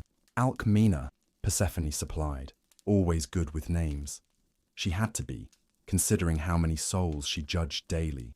That's it, you said, still frowning. What does he want? Hermes flashed his most charming and least trustworthy smile. Well, it's funny you should ask. Apparently, it's part of his 12 labors. The last labor, actually. He needs to, take Cerberus for a walk on the surface. Temporarily, just to show to Eurystheus and return. Hero's promise. The silence that followed was so heavy it could almost have been woven into a burial shroud. He wants. What? You finally said, each word dropping like a stone into a bottomless well. Take our dog for a walk, Persephone clarified, her voice dangerously soft. Cerberus, the guardian of the gates of the underworld, the three-headed creature responsible for ensuring no soul escapes. That's Cerberus. Hermes grimaced. Look, I'm just the messenger. You know the procedure. And besides, he risked a small smile. It's not like you couldn't just say no. No, you and Persephone answered in unison. Great. Totally understandable. Hermes nodded vigorously. I'll tell him that. No, Hermes, Persephone interrupted. We're not saying no to Hercules. We're saying no to you. Hermes blinked. Huh? What my wife means, you elaborated, your tone dangerously calm, is that we want to speak directly with this hero. See what kind of mortal has the audacity to try to take our guard dog. Hermes looked worried. You're not going to, turn him into a flower or something, right? Because Zeus really wants these 12 labors completed, and I kind of promised to facilitate things. And you know how he gets when crossed. He made a vague gesture indicating storms, lightning, and the occasional god being hurled from Olympus. We're not going to turn him into anything, Persephone assured, though her tone suggested the idea wasn't entirely disagreeable. We just want to establish some terms. Oh, Hermes seemed relieved. Terms. That sounds reasonable. Totally reasonable. I'll fetch him then. He didn't wait for a response, disappearing in a blur of movement, eager to get out of the center of what promised to be a tense confrontation. A mortal wanting to take Cerberus, you muttered, shaking your head. What's next? Someone asking to take a dip in the Styx like it's a hot spring. Persephone smiled, entwining her fingers with yours. Look on the bright side. At least this one had the decency to ask permission. More or less. Before you could respond, the doors of the court opened again, and Hermes returned, followed by the most massive figure who had ever entered the underworld still breathing. Hercules was, in a word, huge. His muscles had muscles. His arms were the size of young tree trunks. He wore the skin of the Nemean lion as a cape, the animal's head falling over his shoulder like a furry hood. He carried a club the size of a grown man as if it were a twig. And despite all this brute force, he entered the hall with the caution of someone who knew exactly where he was and who he was dealing with. Good. At least he wasn't completely foolish. Lord Hades, Lady Persephone. He bowed respectfully, his voice surprisingly gentle for a man of his size. I thank you for receiving me. Hercules, you acknowledged with a slight nod. You have an unusual request. The hero looked uncomfortable, shifting his weight from one foot to the other. It wasn't my idea, to be honest. Eurystheus, well, he's running out of ways to try to kill me. He shrugged, as if talking about the weather and not repeated assassination attempts. Originally there were only 10 labors, but he said I cheated on 2, so now there are 12. And the 12th is kidnapping our guard dog, Persephone observed, her voice neutral. Borrowing, Hercules corrected quickly. Briefly, I would bring him back immediately. Hero's word. You studied the man before you. As Zeus's son, he carried divinity in his blood, though diluted. He wasn't fully mortal, nor fully god, an outsider between two worlds. There was something almost familiar in that. Why should we help you? You asked bluntly. What do we have to gain by allowing the guardian of our gate to be temporarily removed? And what if souls escape during his absence? Hercules frowned, clearly not having thought of that part. I could take his place? While he's gone? Persephone laughed, the sound echoing through the hall like silver bells. You? In place of Cerberus?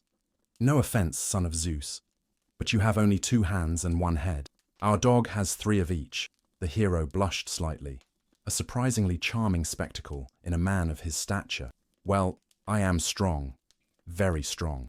As if to emphasize the point, he flexed an arm, making the muscles ripple in ways that probably weren't anatomically natural. Strength isn't the only requirement for guarding the gates of the underworld, you said dryly. It takes perception, judgment, absolute loyalty. And 3 heads really help cover all angles, added Persephone. Hercules looked increasingly downcast. So, it's a no? You exchanged a glance with Persephone, a silent conversation happening in seconds. There were risks, certainly, but there was also politics involved. Zeus clearly wanted this labor to be completed, and while your brother had no direct authority over your realm, he had ways of making life complicated when crossed. Besides, there was something about Hercules, perhaps his awkward honesty, or the fact that, unlike other heroes, he actually seemed to show proper respect to the underworld. Not exactly a no, Persephone finally said. But we would have conditions. Hercules' face lit up like a child receiving a gift. Conditions! Yes, conditions are good. I can handle conditions. First, you began. You cannot harm Cerberus. In any way. Not even if he resists, which he probably will. No harming the dog. Hercules nodded vigorously. Understood. Second, you have 3 days, no more, no less, to take him to the surface. Show him to your cowardly cousin, and bring him back. 3 days. 3 days. Perfect. The hero seemed relieved by this generous deadline. Third, Persephone took over. During those 3 days, you will be personally responsible for any soul that tries to escape. If any succeed, your own soul will remain in the underworld as a substitute. This made Hercules' smile falter a bit. That seems fair, I guess. And finally, you concluded, you must capture Cerberus without weapons. No club, arrows, swords, or anything else that might cause harm. No weapons. Hercules looked sadly at his club, as if he already missed it. How do you expect me to? That's the point, Persephone smiled sweetly. It's a challenge. Aren't challenges what heroes seek? Hercules seemed torn between protesting and accepting the challenge out of pride. In the end, pride won, as you knew it would. Heroes were terribly predictable that way. "All right," he said finally, placing his club on the ground. "No weapons." "Excellent," you said, rising from the throne. "Hermes will escort you to the gate where Cerberus stands guard. The rest is up to you." "Good luck," Persephone added, not without a touch of amusement. "You'll need it." As Hermes led the hero out of the hall, you and Persephone shared another look, this time openly amused. "How long do you think he'll last?" Persephone asked when the doors closed behind them. "Honestly, I give him half an hour before one of Cerberus's heads swallows him whole," you replied. I don't know," Persephone considered. "He is Zeus's son, after all, and there's something almost adorable about him, in a sillily heroic way. Adorable or not, he's about to learn that there's a big difference between facing monsters on the surface and dealing with the creatures of the underworld," you said, leaning back in your throne. "Should we go watch?" Persephone suggested, a mischievous gleam in her eyes. "For supervision, of course." "Of course," you agreed, fighting back a smile. "Just professional supervision, nothing to do with entertainment." And so, the lords of the underworld discreetly followed the hero, curious to see exactly how Hercules planned to capture a three-headed dog, each head the size of a lion, without using weapons. As it turned out, you underestimated Zeus's son. Hercules didn't try to fight Cerberus. He charmed him. Using some treats, where he got fresh meat in the underworld, you decided not to question. A scratch behind each ear, and the promise of an adventure. He somehow managed to convince the normally ferocious guardian to follow him voluntarily. Apparently, even three-headed infernal dogs weren't immune to treats and petting. "Well," Persephone said, as you watched Hercules leading Cerberus toward the exit, the giant dog happily bounding after him like an overgrown puppy. "That was unexpected." "Completely," you agreed, not knowing whether to be impressed with the hero or disappointed with your guard dog. "Do you think we should consider additional training for Cerberus when he returns?" "Definitely," Persephone nodded gravely. "Clearly he's too susceptible to food bribery." You watched until hero and dog disappeared in the passage leading to the surface. 3 days, you reminded, more to yourself than to Persephone. "He'll return," she said with surprising confidence. "How can you be so sure?" Persephone smiled. "Because, unlike most heroes, this one actually seems to understand the concept of consequences." She linked her arm with yours. "Besides, Zeus would definitely come complaining if we imprisoned his favorite son for breaking a deal." "Fair point," you conceded. Though it was fun to see the great Hercules using baby talk to the cute puppy. Persephone laughed, the sound echoing through the caverns of the underworld. Blackmail material for eternity. And so, for the second time in your long existence, you deliberately allowed a mortal to leave the underworld with something that belonged to it. The first time was Orpheus with Eurydice, even if that didn't end well. This time, it was Hercules with Cerberus. Perhaps you were getting soft in your old age. Or perhaps, as Persephone often suggested, even the Lord of the Underworld could occasionally show a certain flexibility. Not that you would ever admit it out loud, of course. You had a reputation to maintain after all. 3 days later, precisely on schedule, Hercules returned with Cerberus, the dog apparently happy and unharmed, though strangely smelling of mortal food and sporting 3 new collars, decorated with what appeared to be colourful ribbons. "Mission accomplished," the hero announced proudly, handing the makeshift leashes to you. Eurystheus literally hid in an olive jar when he saw us. Never seen a man shrink so much. It was hilarious. "And did Cerberus behave?" Persephone asked, already petting one of the animal's heads, which licked her hand enthusiastically. "A perfect gentleman, all 3 parts of him," Hercules assured. "Scared some people, of course, but didn't eat anyone. Not for lack of trying, I should add. I had to stop him from devouring a particularly rude fish vendor." You observed your dog, noticing how all 3 heads seemed more relaxed somehow, as if the little excursion had done him good. "Well, Hercules, son of Zeus," you said formally, "you have fulfilled your part of the deal. Your 12th labor is completed." The hero made a deep bow. "Thank you, Lord Hades, Lady Persephone. You have been surprisingly reasonable.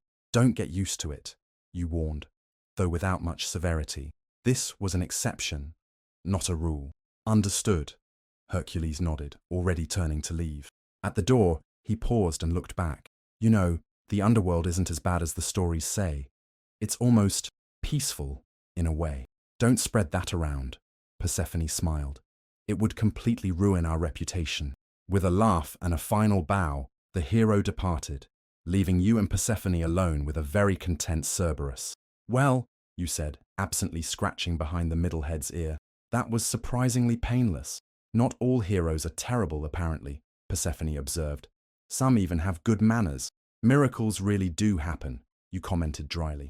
And so, somehow, you two, the dreaded rulers of the underworld, ended up spending the rest of the afternoon listening to Cerberus's three heads bark excitedly about their adventure on the surface, each trying to tell their part of the story at the same time, creating a canine cacophony that echoed through the caverns.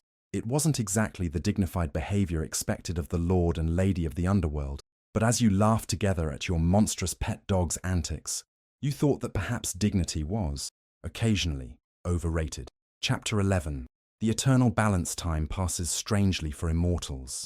Unlike humans, for whom each moment is precious due to its scarcity, gods have eternity stretched before them like an endless ocean. Decades merge into centuries, which in turn dissolve into millennia, until even the most dramatic events become mere ripples in divine memory. For you and Persephone, this eternal cycle had a literal manifestation. The months of separation, followed by the months together, perpetually rotating like the seasons they created. Spring, summer, autumn, winter, rebirth, growth, decline, death, an endless dance of reunion and farewell. If you asked mortals, they would say this was a tragic existence. To love someone you could only have for part of the year, only to see them leave again. They would imagine suffering, anguish, perhaps even growing bitterness. But mortals rarely understood the gods. What they saw as a curse, you and Persephone had transformed into a blessing. The separation didn't weaken your love. It reinforced it, like a metal repeatedly tempered in the forge until it becomes indestructible. Each reunion was a new spring, no matter how many had come before.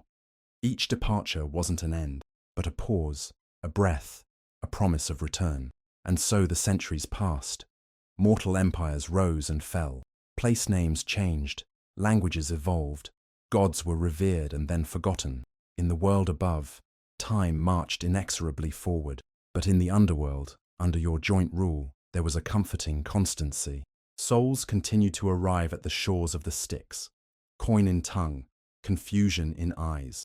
Charon continued to transport them, muttering about the inflation of passage prices, despite never actually changing them. Cerberus maintained his vigilance, though occasionally still begging for walks on the surface, with 3 pairs of puppy eyes pleading simultaneously, a sight that even you found difficult to resist. And you and Persephone continued to judge, to rule, to maintain order in the shadowy depths, while the chaos of the mortal world swirled above. Even the gods changed with time. Zeus, though still powerful, had moderated some of his indiscretions, now that mortals possess devices capable of recording and sharing information instantly across the world. Poseidon spent more time worrying about the pollution of his oceans than with nymphs and vengeance. Apollo had discovered social media and was obsessed with his digital presence, whatever that meant. But you and Persephone, you remained consistent, eternal. You changed, yes, grew together, but the core of what you were and what you meant to each other remained as immutable as the very laws of death. On a particularly tranquil afternoon, you were resting in the gardens that had become Persephone's favorite refuge in the underworld. Over the centuries, the space had grown and evolved, with rare and unusual plants from all corners of the world, each adapted to flourish in the spectral light of the realm of the dead. "What are you thinking about?" Persephone asked, leaning against your shoulder, a ripe pomegranate lazily spinning between her fingers. Even after countless millennia, she still liked to play with the fruit that had sealed her fate. You considered the question, observing a rare black flower that only bloomed in the complete absence of sunlight, a gift she had brought back from one of her trips to the surface. "I was thinking about how things change, and how they don't change." "Philosophical today," she smiled. "Go on." "Mortals have an obsession with change," you elaborated. "Progress, they call it. Always moving forward, always developing new things, always afraid of falling behind. It's the fear of death that drives them, I think." The awareness that their time is limited. Persephone nodded, understanding. While we have all the time in the world. Literally, you paused, organizing your thoughts. And yet, even with eternity ahead of us, somehow we find peace in a certain constancy. Are you saying we're boring and predictable? Persephone teased, poking you lightly in the ribs. No, you smiled. I'm saying we've found balance. Mortals are always chasing the next thing, always seeking something new, always afraid of missing out on some experience. But we know that value isn't in having everything at once, or in having something new every moment, Persephone completed. It's in appreciating what we have when we have it. Exactly, you nodded. It was one of the many things you loved about her, this ability to understand exactly what you meant, often before you even found the words. Persephone thoughtfully bit into a pomegranate seed, the juice staining her lips red. I think that's why the mysteries still exist, even if with other names now. Mortals are still trying to learn what we simply live, that death isn't an end to be feared, but part of a greater cycle. They come closer to understanding with each generation, you observed. But it always seems to escape them at the last moment. Perhaps it's better that way, Persephone reflected. Some truths are more powerful when intuited than when explicitly understood. You were about to respond when you felt it, a tug in the fabric of reality, the familiar, yet always surprising sensation that something fundamental had changed in the world above. You saw by Persephone's expression that she felt it too. A god has died, you said simply. It wasn't unprecedented, though it was rare. Gods, though immortal in many respects, weren't truly eternal.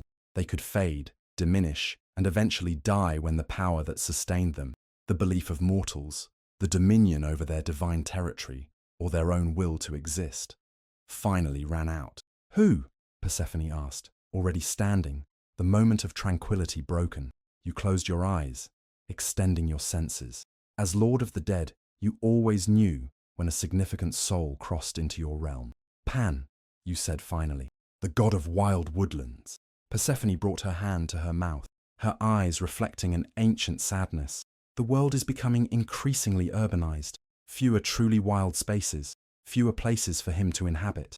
He fought longer than most, you observed, adapted in various ways over the centuries. But in the end, you didn't need to finish. Both of you understood. A god whose domain was disappearing from the physical world could only resist for so long before his very essence began to dissipate. We should receive him personally, Persephone said, already walking toward the palace. He deserves that. You nodded, following her. Pan wasn't the first god to enter the underworld, and he certainly wouldn't be the last. As the world changed, more deities would find their way to your realm. It was the natural cycle of things, even for supernatural beings. When you reached the shores of the Styx, Charon was already returning with his boat, a solitary figure seated in the prow. Even from a distance, you could see that it wasn't the Pan of ancient statues and frescoes, the half-man, half-goat god, with his mischievous smile and his flute always ready. This figure looked older, more tired, his horns less prominent, his countenance more human than animal. The boat docked on the shore, and Pan raised his eyes. For a moment there was confusion on his face. After all, gods rarely expected to end up in the underworld. Then, recognition, followed by a kind of resigned acceptance. Lord Hades, Lady Persephone. He made a slight bow as he disembarked. I must admit I expected this day to come eventually, though I tried to postpone it as long as possible. You resisted longer than most, you acknowledged. Showed true adaptability. Pan gave a small smile, a shadow of his former playful nature. I tried. I became the spirit of urban parks, patron of conservationists, even a kind of mascot for campers and scouts. But in the end, he sighed, a sound that seemed to carry the weight of millennia. In the end, when the last truly wild places disappear, so does the god of wild nature. Your arrival won't be announced like the death of a mortal, Persephone said gently. You will have a place of honor here.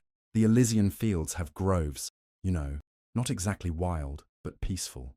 You might find some comfort there. Pan seemed to consider this, then slowly shook his head. I appreciate the offer, Lady Persephone, but I think I would prefer to simply rest, merge with what remains of nature that still exists in the underworld. If that is permitted, you exchanged a look with Persephone. It wasn't a common request, but it wasn't without precedent either. Some gods, upon arriving in the underworld, preferred to maintain their individuality. Others chose dissolution, allowing their essence to become part of the very fabric of the realm of the dead. "If that is what you wish," you said finally, "it will be granted." Pan nodded, visibly relieved. "It is. For too long I've tried to cling to something that was inevitably changing. There is a certain peace in finally letting go. There was a wisdom in that which resonated deeply, even with you, a god whose domain would never disappear as long as there was life to eventually cease." That night, in a ceremony witnessed only by you, Persephone, and a few ancient spirits of the underworld, Pan renounced his individual form. His essence, still powerful even in its diminished state, flowed into the few truly wild spaces that still existed in the underworld: the unexplored caverns, the ravines beyond the fields of asphodel, the primitive forests at the farthest edges of Elysium. In Persephone's garden, a new tree sprouted that same night, twisted, ancient as time itself, with small horns growing from its branches and leaves that, if listened to carefully in the quietest hours, seemed to whisper notes of a wild and ancient melody. "He didn't die," Persephone observed as you contemplated the tree the following morning. "Not really.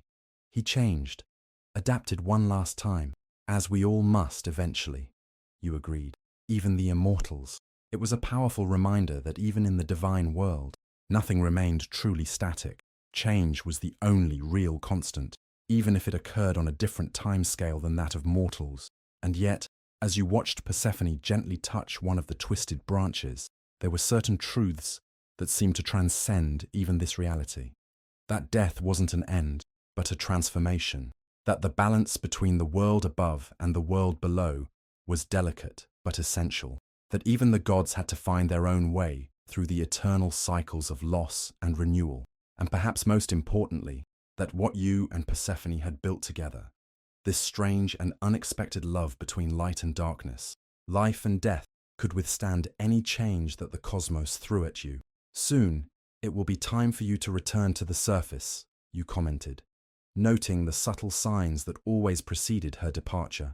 A certain restlessness in her behavior, a slight glow in her skin, as if her body knew it was time to see the sun again, before her mind consciously registered it. "Yes," she agreed, without the regret that had marked her first separations millennia ago. "Demeter must be anxious. Any specific message you want me to give her?" you asked, as you always did. And as always, Persephone smiled in that enigmatic way she had perfected over the centuries. "Just tell her I'm well, and that I'll return when it's time." Simple words, repeated countless times over the millennia, and yet carrying layers of meaning that only you two truly understood. It was your own little mystery, no less powerful for being repeated with each cycle of the seasons. When the time came for her departure, for her, you accompanied her to the crack in the earth that would take her back to the surface. As always, Hermes was waiting to escort her, a formality now, since Persephone knew the way as well as anyone. "Until later, my king," she said, holding your hands one last time. "Until later, my queen," you replied, you leaning in for a brief kiss. There was no sadness in these farewells now, just the calm certainty that, just as the seasons always return, so too would Persephone come back to you, when the cycle completed its course once more. As she ascended toward the light, you turned to return to your duties in the underworld. Alone, but not lonely. Separated, but not really apart. Balance. That's what you had found together, through all the mistakes, adjustments, and centuries of learning. Not the perfectly happy life that mortal fairy tales promised, nor the dark tragedy that poets like to paint. Just balance. Darkness and light. Death and life. Separation and reunion.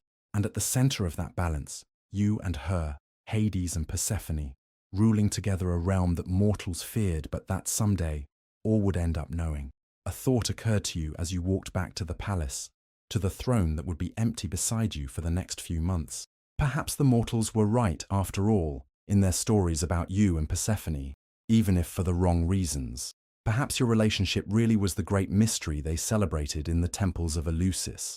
Not because it represented the cycle of the seasons, but because it encapsulated a deeper truth that it's possible to find beauty in darkness, growth in loss, and eternal love even in the most unlikely circumstances. Meanwhile, in the world above, The first flower of spring began to sprout through the melting snow, announcing Persephone's return to the surface. And with it, the whole cycle began again, as it had done countless times before, and as it would continue to do as long as there was life and death, light and darkness, separation and reunion. It was the eternal balance, and somehow, even after all these millennia, it was still enough.